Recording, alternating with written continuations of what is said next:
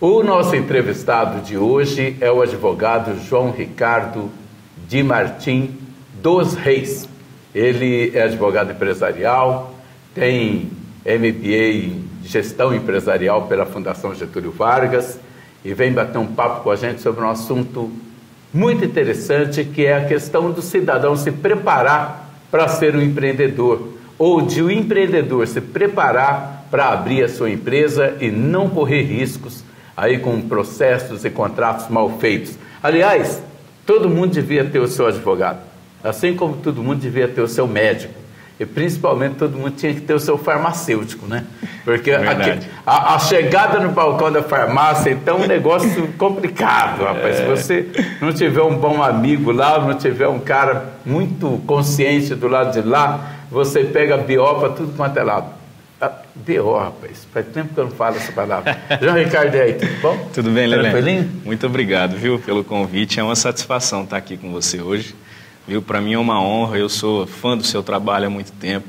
Inclusive, vi agora que você tem mais um livro que saiu, né?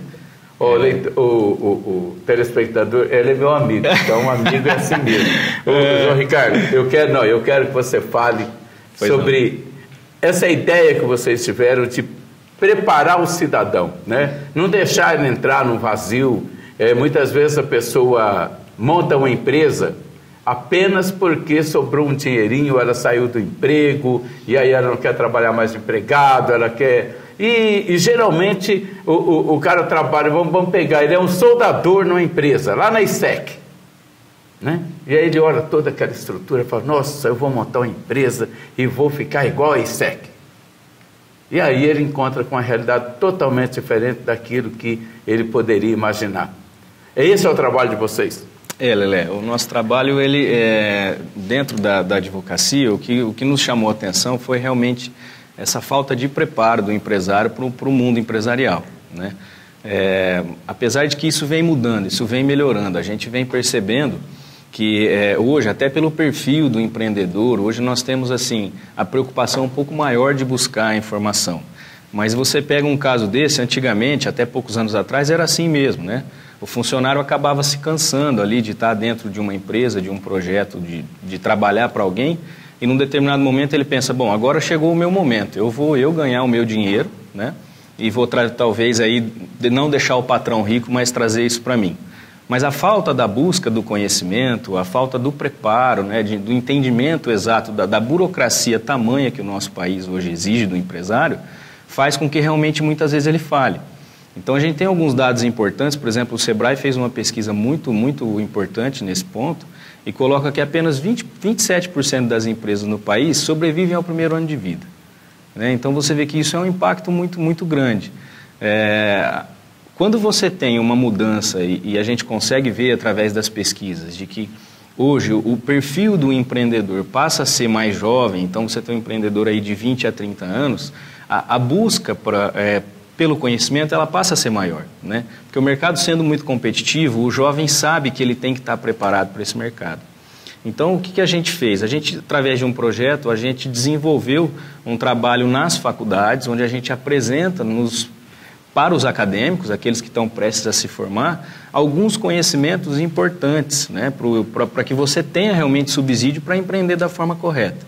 Hoje, você percebe, por exemplo, que nos últimos 10 anos, nós tivemos um crescimento de 47% do empreendedorismo no Brasil, né? E o perfil que eu te disse aqui dos jovens de 20 a 30 anos, quando você passa dentro das faculdades, houve um estudo muito importante nesse sentido, 65% dos jovens acadêmicos pensam em montar o seu negócio. Então, se eles pensam em montar o seu negócio, eles precisam ter uma orientação importante nisso. Não se trata de um trabalho muito bem... uma tese absurda, não, mas se trata de um trabalho de noções básicas mesmo, né? Até que ponto, por que eu preciso ter conhecimentos para montar minha empresa? Hoje a gente tem, por exemplo, o Sebrae nos diz que a falta de planejamento, a falta de um conhecimento prévio dessa burocratização e um plano de negócio, por exemplo, ela pode ser um fator desencadeante do fracasso dessas empresas. Então, através dessa palestra, a gente mostra para esses acadêmicos que a importância dele organizar as ideias, de colocar isso no papel, né? E pensar, por exemplo, onde vai ser esse local que ele vai montar a empresa dele, qual vai ser o sócio, qual vai ser o regime de trabalho da relação de parceria com esse sócio, qual é o público que ele vai atingir, né? Ele pensa em tirar férias, como ele vai atrair o cliente, enfim, todas essas situações que devem ser colocadas num plano de negócio, que não deve absolutamente engessá-lo, não é essa a ideia, né? Até porque a gente vê que o mundo empresarial hoje ele é extremamente dinâmico, então a ideia não é que ele fique engessado aquilo, mas que ao menos ele tenha uma organização, porque o nosso país ele exige demais, né? Nós não temos, apesar de nós sermos hoje o terceiro país mais empreendedor do mundo, né? Nós ficamos atrás só dos Estados Unidos, do Reino Unido, o governo ele não favorece o empreendedorismo, né? A burocratização do nosso país, o nosso sistema, ele engessa demais. E isso traz uma dificuldade grande, inclusive, da sobrevida das empresas, né? Você pega um dado importante, quando eu te disse que a situação começa a melhorar. A sobrevida do segundo para o terceiro ano das empresas já passou a melhorar. Nós tínhamos um dado de 50% das empresas que conseguiam passar, hoje é 73%. Quer dizer, esse número é muito maluco. Sim. Porque se você abriram cada 100 empresas abertas em 2010, né, ou em 2009, perfeito, apenas 27% chegaram em 2011. Perfeito. Tá? E dessas 27, 50 vão fechar, 50% vão fechar até 2012. Quer dizer, perfeito, sobraram 13. Exato. E essas 13 conseguem ainda chegar no quinto ano? Ou no quinto ano já esse esbalroou, já chegou a 5%? A gente percebe que sim. A gente percebe que até por essa mudança do perfil do empreendedor, ele começa a se conscientizar. Então ele tem o start dele, o senso de urgência passa a ser mais rápido à medida que ele vê que ele está indo para o fracasso, né? E aí ele busca então ajuda. E a gente costuma dizer, eu tinha um professor no FGV que batia muito nisso. Todo empresário, todo empreendedor devia fazer um curso do Sebrae, né, antes de montar o seu negócio. E o Sebrae ele é muito ativo nisso, né? Hoje você tem um trabalho muito importante do Sebrae no desenvolvimento das empresas, de incubadoras, assim como o Senac tem um trabalho muito importante e alguns outros centros e ONGs que trabalham com o desenvolvimento do empreendedorismo. E o brasileiro ele tem uma capacidade muito grande de criar, né, de ideias importantes. Então, na verdade, o que ele precisa é de alguém que possa levar com que isso seja trabalhado da forma assertiva para que o negócio dele possa dar resultado. E aí a gente começa a fazer um trabalho de conscientização e mostrar a importância de você ter uma consulta prévia, inclusive, com um contador, com um advogado. Porque são muitos... Eu digo que o empresário brasileiro ele é um herói. Porque o nosso país, né, o nosso governo, ele não tem absolutamente nenhum tipo de incentivo para esses empreendedores. Ele é o nosso sócio, né? Obrigatoriamente é um sócio da empresa. Exatamente. Né? Mas exatamente, ele não devolve nada para a gente, nem exatamente, em termos coletivos, nem em termos empresariais. Exatamente. Né? Você olha um outro dado interessante. O Sebrae constatou também que 1/3 dos pequenos e médios empresários do Brasil admitem que utilizam do cheque especial em algum momento. Então você imagina um pequeno empresário, um empreendedor que está lá com o seu negócio, iniciando, e num determinado momento passa a ser engolido aí pelo cheque especial. Quer dizer, a probabilidade dele conseguir sair disso é muito pequena, né? Então, assim, o país começou a ter olhos para isso, alguns pontos começaram a melhorar, né? Alguns bancos começaram a trazer alguns benefícios melhores, mas ainda está muito aquém. Olha, e eu vou te dizer uma coisa importante. Os piores bancos para você negociar com a tua empresa são os bancos oficiais. Banco do Brasil. A antiga nossa Caixa. Não há perdão. Com os bancos comerciais, os bancos privados, você consegue negociar. Negociar alguma coisa. Com eles você não consegue. Então, aquela história de que Banespa, o Banco do Povo Paulista, balela. Não é. Ele é banco para receber as contas dos funcionários públicos. Exato. Né? Na hora de negócios você esquece porque não tem acordo. Eles usam os mesmos expedientes do banco privado, mas depois eles se tornam mais leoninos do que os próprios bancos privados. Não tenha dúvida.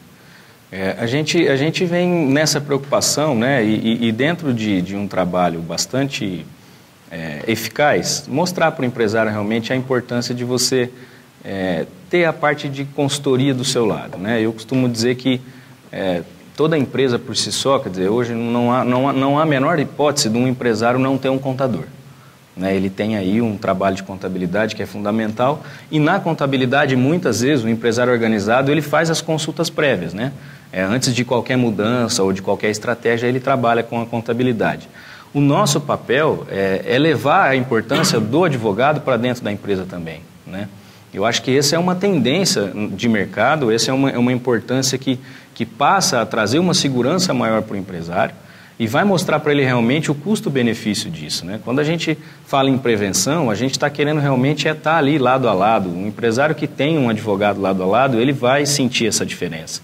Então você passa a levar a ideia, você mostra a importância de conhecimentos, né, através de um projeto que nós temos aí dessas palestras, e você passa ao menos a organizar melhor as ideias desse empresário para que ele esteja mais respaldado e acompanhado de consultores, de pessoas técnicas que possam habilitar um sucesso, né? Se não garantir e melhorar. No contrato, né? A montagem no contrato também, você escreveu um contrato sem ter um advogado para te orientar, é um risco medonho. Pois é. Né? Você sabe que isso também é cultural no nosso país, né, Lelé? A maioria dos contratos que a gente pega das empresas, quando não feito por um advogado, foi disponibilizado pelo contador, né? E aí, num bate-papo, num determinado momento, com um contador amigo nosso, ele me disse, olha, fica difícil até para mim, João, porque, você vê, eu sei que eu não devo fazer, mas o empresário precisa e a gente fica sem saber. Então, contrato realmente precisa ser elaborado por advogado, né? Não tem como ser diferente, porque o contrato, uma vez feito aquele contrato, aquele acordo de vontades, ele passa a fazer lei entre as partes. E aí como é que você sabe se o contrato está mal feito? A hora que ele der problema. Na hora que tiver um conflito ali, uma vírgula pode fazer a diferença. Então, realmente, a parte contratual para o empresário hoje ela é de fundamental importância. Não, você tocou num assunto legal. Vírgula. As pessoas acham que a vírgula não significa nada, né? Exato. Por que vírgula? Vírgula, ponto e vírgula, ponto, né? É assim, né? De repente, uma virgulinha ali pode fazer resolve, né? Por exemplo, tem uma ONG em Maringá que ela trabalha com... Ela fiscaliza contas das prefeituras.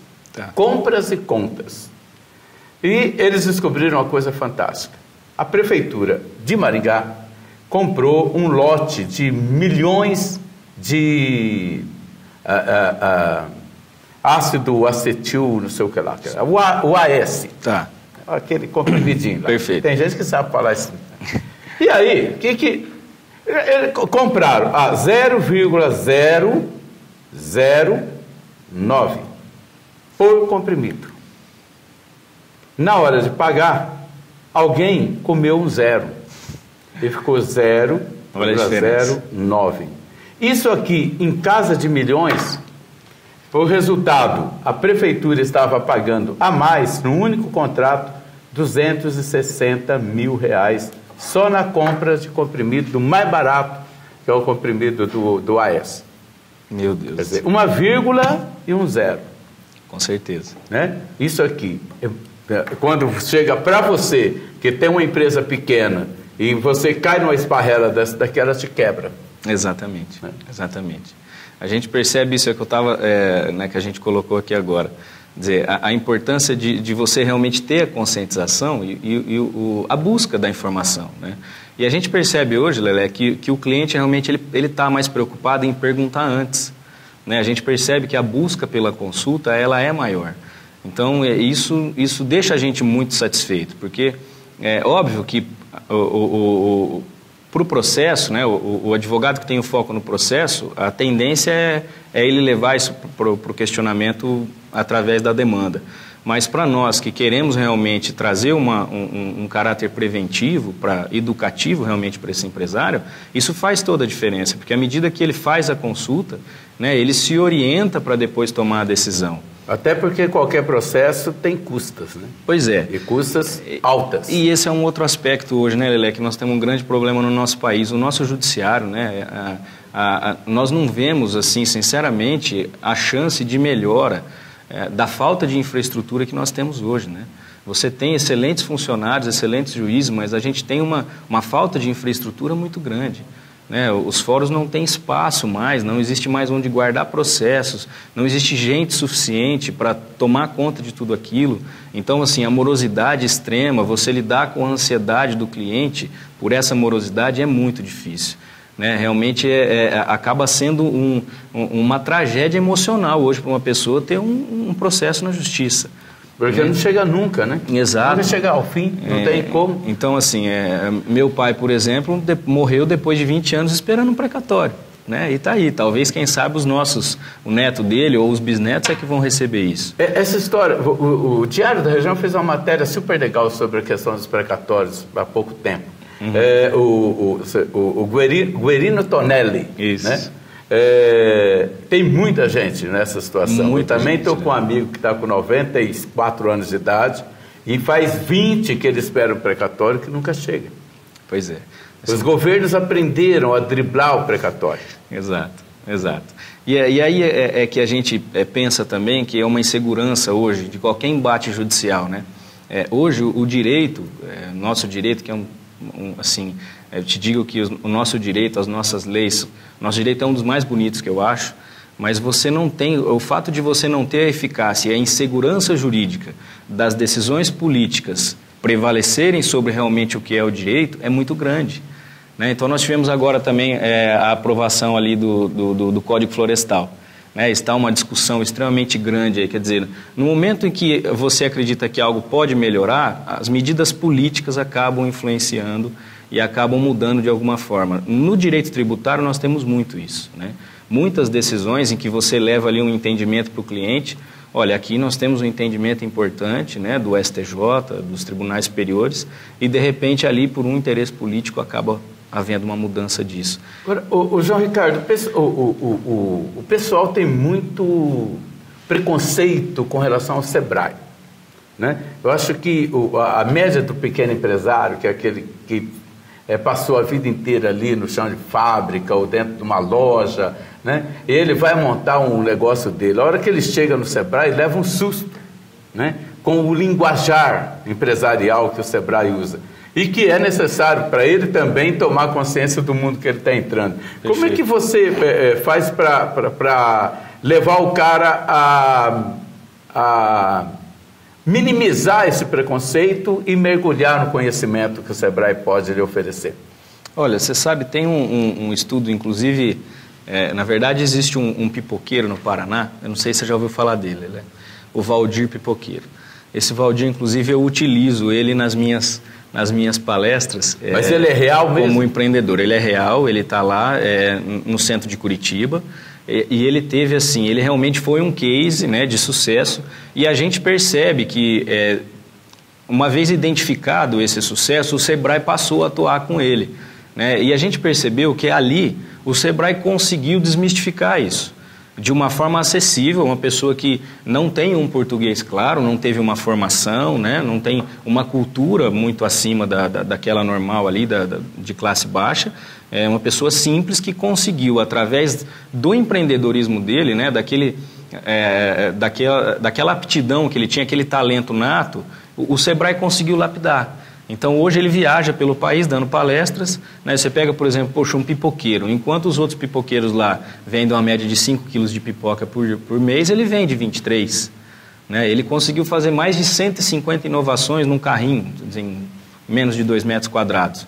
Então, ele é prova para mim, né, de que o SEBRAE consegue fazer com que o linguajar seja simples, né, e consiga concatenar as ideias desses micro e pequenos empresários e de empreendedores para que consigam fazer um trabalho um pouco mais assertivo. E é o que eu te disse, você imagina hoje, Lelé, uma empresa, um pequeno empresário que entra num cheque especial, por exemplo. Quer dizer, como é que ele sai disso? Qual é a perspectiva que ele tem de futuro, uma vez num tamanho juro desse, que quer dizer, nada, absolutamente nada vai lhe ajudar, e aí, nesse momento, ele precisaria do melhor expert financeiro para estar do lado dele, e obviamente não vai ter. Então eu acredito que é o caminho, né? O importante é a informação. Hoje a gente percebe que o brasileiro ele busca mais a informação, né? A gente vê assim, por exemplo, um crescimento grande de algumas demandas, de processos, por exemplo, a parte de direito médico, né?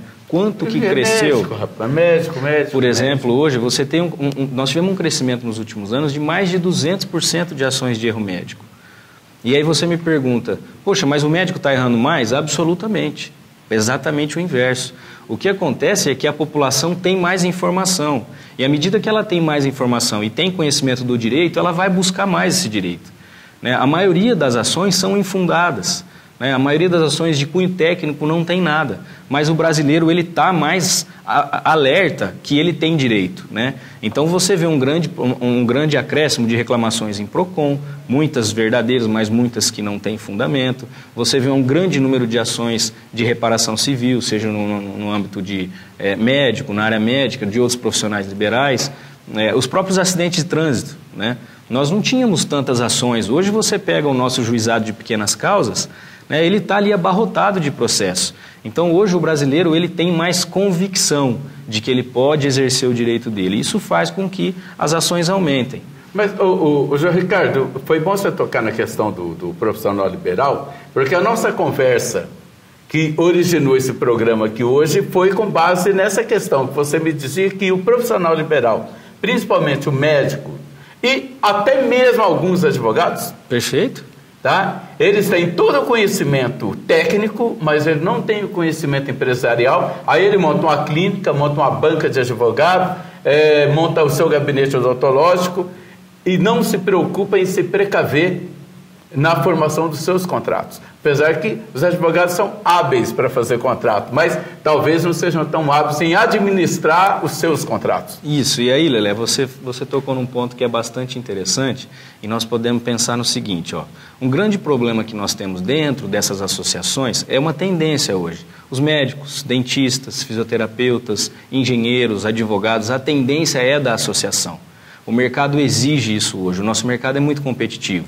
Então, esses profissionais entenderam que seria muito mais fácil para eles e mais assertivo se reunirem, se juntarem em grandes grupos e aí montar grupos excelentes, né? Até porque o brasileiro ele é acomodado, ele prefere realmente entrar no seu escritório e ter todos os ramos do direito. Ele prefere ir lá num instituto para fazer um exame de coração e ter o médico também, o gastro, quer dizer, essa é uma tendência. O brasileiro, na busca da comodidade, os profissionais entenderam isso e começaram a se reunir. Mas aí o que acontece? Um grande problema que a gente encontra. A falta do conhecimento no momento da formação dessa sociedade. Então você passa a ter o quê? Conflito societário. Por quê? Porque não houve aí uma adequação, através de um advogado, de um contrato social planejado para isso, de um acordo de cotistas, né? de um termo de ética ou ali um regimento interno que possa tratar de problemas que possam vir. Né? Então hoje nós temos essa consciência, hoje nós temos clientes que nos procuram para montar esse tipo de negócio. Olha, eu vou montar, eu vou me associar, então você faz um planejamento dentro de uma situação societária que você vai imaginar e vai reger tipos de conflitos que podem acontecer, mas que no momento que acontecer você tem regra pré-estabelecida para isso. E esse é um grande problema do Brasil. Você imagina hoje que o empresário brasileiro ele é emocionalizado, né? O povo brasileiro é um povo solidário, é um povo, o calor humano é um povo emoção. E isso atrapalha muito a relação das empresas também. E as empresas teriam que ser absolutamente racionais. Né? Exatamente, né? O mundo empresarial não permite a emoção. Então, em muitas situações, o sócio é um amigo muito íntimo ou é um parente. Né? 90% das nossas empresas ainda são familiares, Lelé. Eu conheço um amigo meu que ele entrou com 1% de uma empresa para ajudar o amigo. Né? E aí o amigo quebrou. E ele foi processado junto. Ficou lá complicado. Ficou complicado. Porque até então entendia-se que o gestor, né, que seria o administrador da empresa, responderia por 100%, mas não responde. Aquele do 1% vai receber todas as penalizações bancárias, fiscais, de quem tem os 99%. Existe aí, né, esse assunto é um tanto quanto complexo, existe uma série de teses que podem ser discutidas, mas nesse aspecto o país teve um grande avanço. Né? Nós temos hoje a Eireli, que é a empresa individual de responsabilidade limitada, né, que nós temos isso recentíssimo, isso foi um trabalho assim fantástico que o país conseguiu fazer para melhorar essas situações, porque muitos dos empresários acabaram tendo que encontrar alguém para se associar para ter uma empresa limitada, né? E hoje, com essa condição, você pode ter uma empresa, né, sem sócio, uma empresa de responsabilidade limitada sem sócio. Em qualquer área de atividade? Em qualquer área. Então, isso ficou fantástico. Existem algumas peculiaridades sob o ponto de vista do capital social, né, que ele tem existe um mínimo para você ter de capital social. Você tem que ter um capital social de 100 salários mínimos hoje, para que você tenha essa empresa, mas tira aquele problema sério de você ter que ter um sócio. Acaba muito com aquela história dos laranjas, pô, o cara só tinha lá um nome, acaba esse problema de responder, puxa, só fiz lá para ajudar o amigo e estou respondendo um processo por conta disso. Então foi um grande avanço. É interessante. Interessantíssimo. Esse é um ponto que assim, foi um avanço muito grande do país. Dentro da parte societária, Lelé, você sabe uma coisa muito importante que a gente também vale a pena a gente destacar? As empresas familiares, apenas 30% delas sobrevivem à segunda geração. E aí o Sebrae, ele trata a segunda geração com mais de 24 anos de empresa. Então, por que isso acontece? Por falta de planejamento sucessório, né? Porque você monta lá uma empresa, de repente, de sucesso, e aí daqui 25 anos vem o seu filho, com a cabeça extremamente diferente da sua, com uma ideia dinâmica, com outra, porque nós estamos tratando de outras gerações. E aí, se você não tem regras pré-estabelecidas, você começa a ter conflito. E assim vai ser com o seu sócio, que talvez pode ser um irmão, e aí vem o sobrinho que conflita com o seu irmão, então é muito Ou vem a mulher. Ou vem a mulher. Aliás, esse é um dos grandes problemas dessa empresa. Na falta, pois das é. mulheres, né? Elas não são donas, né? Geralmente, via de regra. Exato. Mas elas influem na cabeça do marido. Exatamente. E aí ela fala assim, né? Isso aconteceu com um amigo meu, falou assim, fulano comprou um carro novo e você está aí trabalhando feito maluco. Aí ele falou, não, ele comprou um carro novo porque ele tem um outro negócio dele. Nada, ele está roubando a tua empresa. Agora, ô João Ricardo, fala aí, para te encontrar, o que a pessoa tem que fazer para buscar a sua palestra e até mesmo para te contratar? Você é advogado, tem que trabalhar, né? Lelé, olha, eu vou deixar o site, né, o www.reis.pesote, e aí vamos dizer... Esse Pesote... Isso, vamos soletrar. É o Reis... E de elefante, e Pesote é P-E-Z-Z-O-T-T-I. Quem que é o Pesote? .com.br. O Pesote é meu sócio, é um profissional de primeira linha. Nós, na verdade, quando a gente idealizou, né, o nosso escritório, ele vinha de uma formação muito boa e estava num escritório muito bom de Rio Preto, eu também, e a gente acabou se juntando aí, e ele fica ali cuidando de todas as nossas teses, toda a nossa estratégia, análise dos contratos. E aí no reisepesote.com.br ou no e-mail jr@reisepesote.com.br. Tá certo. Nós conversamos aqui com o João Reis, o João Ricardo de Martim dos Reis. Vamos cumprir dele daqui a pouco, o Tonelli na frente. Isso. Né? Para homenagear o pai dele. Tá certo. Então, o João Ricardo, muito obrigado. Muito obrigado. Gente, vamos em paz e ficamos com Deus.